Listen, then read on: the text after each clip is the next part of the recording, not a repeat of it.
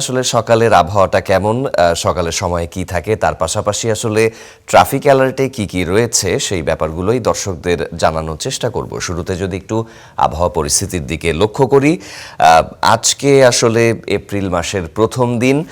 যেমনটি আপনারা দেখতে পাচ্ছেন যে এই মুহূর্তে বর্তমান আবহাওয়ায় বলছে যে 24 ডিগ্রি সেলসিয়াস তাপমাত্রায় রয়েছে। তার পাশাপাশি রিয়েল ফিল 26 ডিগ্রি সেলসিয়াস, অর্থাৎ মানুষের অনুভূত হচ্ছে 26 ডিগ্রি সেলসিয়াস। বলা হচ্ছে যে এখনকার আবহাওয়াটা আবছা রোদ বেষ্টিত। তার পাশাপাশি আমরা দেখতে পাচ্ছি যে বাতাস বইছে দক্ষিণ দিকে 12 কিলোমিটার ঘন্টায় বইছে বাতাস। আর ঝোড়ো হাওয়া, যে দমকা হাওয়া, সেটি 21 কিলোমিটার ঘন্টায় বইছে।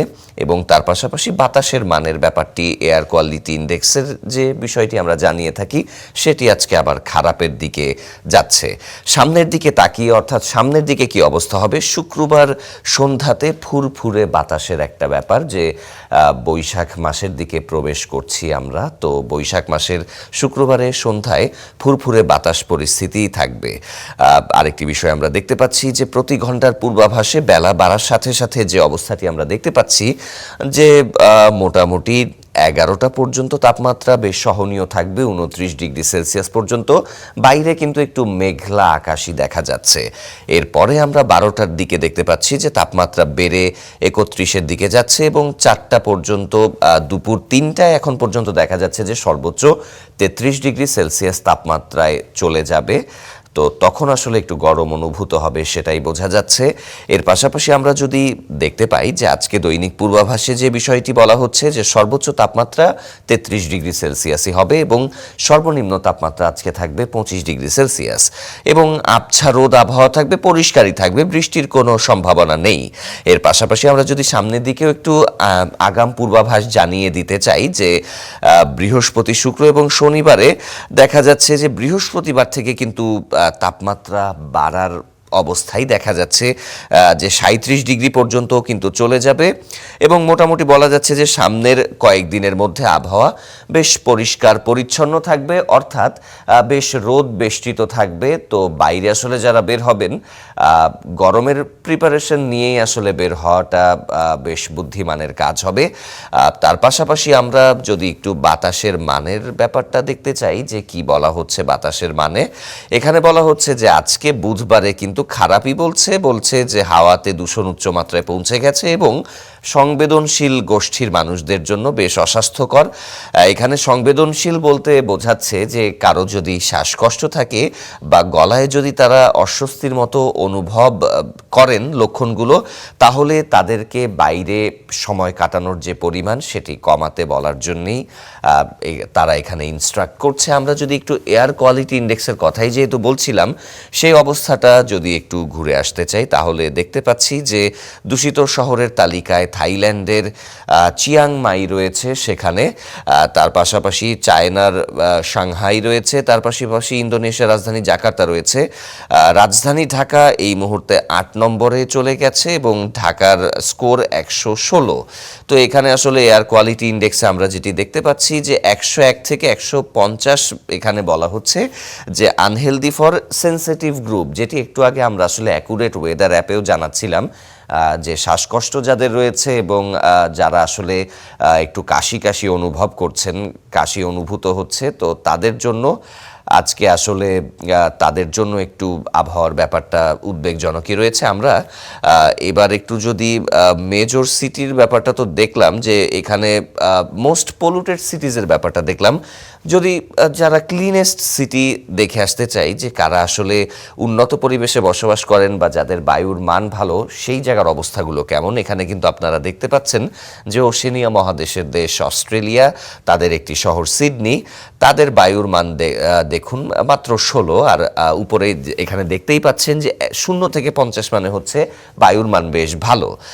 তো এর পাশাপাশি চায়নার একটি শহর যেমন সাংহাই রাজধানী, তারা যেমন দূষিত শহরের তালিকায় রয়েছে, চায়নার যে শেনজেন প্রদেশ রয়েছে তাদের কিন্তু বায়ুর মান বেশ ভালো। তার পাশাপাশি অস্ট্রেলিয়ার ক্যানবেরা রয়েছে, তার পাশাপাশি ফ্রান্সের লিও রয়েছে এবং চায়নার আরও একটি শহর বেইজিং রয়েছে। তো জাপানের কোবি রয়েছে এবং তার পাশাপাশি স্লোভেনিয়ার একটি শহর রয়েছে লুবজানিয়া, এবং 8, 9, 10-এ দেখতে পাচ্ছি যে আমরা ইউরোপ মহাদেশেরই বেশিরভাগ দেশের আধিক্য সেখানে বেশি, এবং এই জায়গাতে আসলে ভালো বায়ুর মানে বরাবরই ভালো জায়গায় থাকে ওশেনিয়া মহাদেশের দেশ অস্ট্রেলিয়া, সেটি আমরা দেখতে পেলাম। তো মূলত আজকের আবহাওয়ার সারমর্মে আসলে এই বিষয়গুলোই ছিল। তার পাশাপাশি বৈশ্বিক আবহাওয়ার সূচকে আসলে কোন দেশের বায়ুর মান কেমন সেই বিষয়টি আমরা দেখালাম। এ পর্যায়ে একটু ট্রাফিক অ্যালার্টের দিকে যেতে চাই। রাজধানী ঢাকা এখন বেশ কর্মব্যস্ত ঈদের ছুটির পরে। তো দেখা যাচ্ছে যে সকাল এখন 8:10, তো এই 8:10 দেখা যায় যে 9টার দিকেই ম্যাক্সিমাম বেসরকারি অফিস থাকে।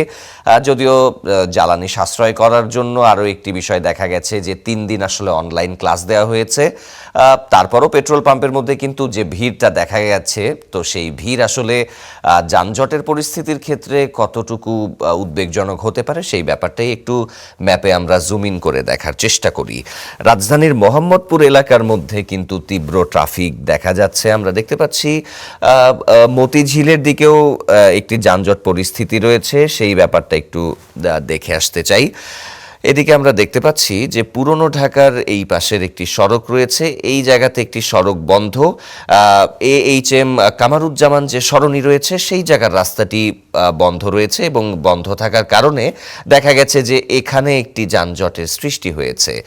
তার পাশাপাশি আমরা মিরপুর রোডের দিকে এখানে দেখতে পাচ্ছি যে মিরপুর রোডের ওয়ার্ড নাম্বার 40-এর যে অংশটি সেই সড়কটি বন্ধ রয়েছে, যার কারণে এখানে একটি যানজট পরিস্থিতি দেখা যাচ্ছে।